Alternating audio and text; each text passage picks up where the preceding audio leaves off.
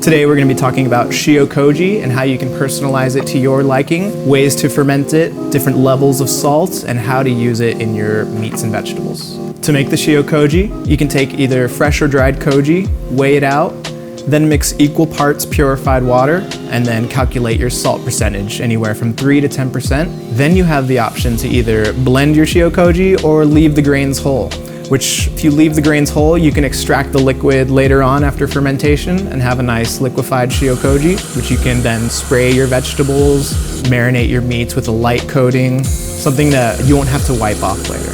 It is then fermented for anywhere from 5 to 14 days.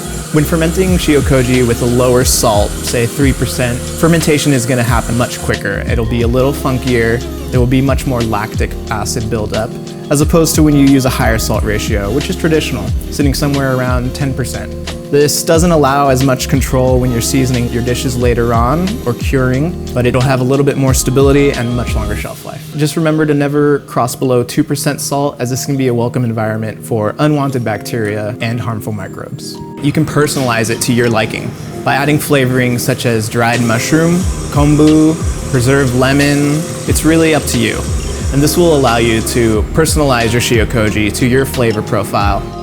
In this dish, we mixed in some nice preserved lemon skins into our Shio Koji, and then we marinated some white sea bass for just about 30 minutes. Depending on the size of the cut of your protein, you'll want to marinate anywhere from a quick 30-minute to a full day. The enzymes will work on the protein surface and will convert the proteins into amino acids.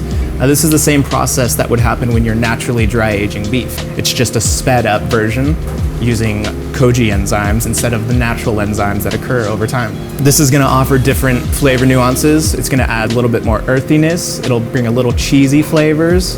Give it a nice sweet caramelized flavor when we cook it in a pan. Shio Koji naturally does have a lot of sugars, and this is because of the enzymes in the rice converting starch into simple sugars. For that reason, anything we marinate or cook after we've marinated in Shio Koji, we'll have to cook very gently. And this is why I love the Control Freak, because we can adjust our settings to gently cook it while not scorching, not over caramelizing, and getting just the perfect temperature in the middle while forming a nice crust on the outside. In addition to being used to marinate proteins, it can also be used great with vegetables. You can use it as a pickling base. It can also be used as an all-purpose seasoning, just like soy sauce. So for this dish, I made a simple risotto. Normally, risotto is finished with Parmesan cheese, which gives it nice, salty umami. I decided to finish with miso paste, which is going to give it those same qualities with a little more of a personalized flavor. And if you wanted to omit the butter, this would be a great vegan option. I paired everything with a yuzu kosho vinaigrette, which I made with some local chilies, yuzu, calamansi, shallots, chives, a little bit of oil, and brought it all together and topped the fish. Then I plated it with a mix of roasted and pickled mushrooms and a dusting of smoked shoyu powder. Shio Koji is just the tip of the iceberg when it comes to exploring koji ferments. It's a great way to personalize your style as a chef and to explore different options of how to enhance the flavor of different ingredients and to really bring out your personal flavor profiles.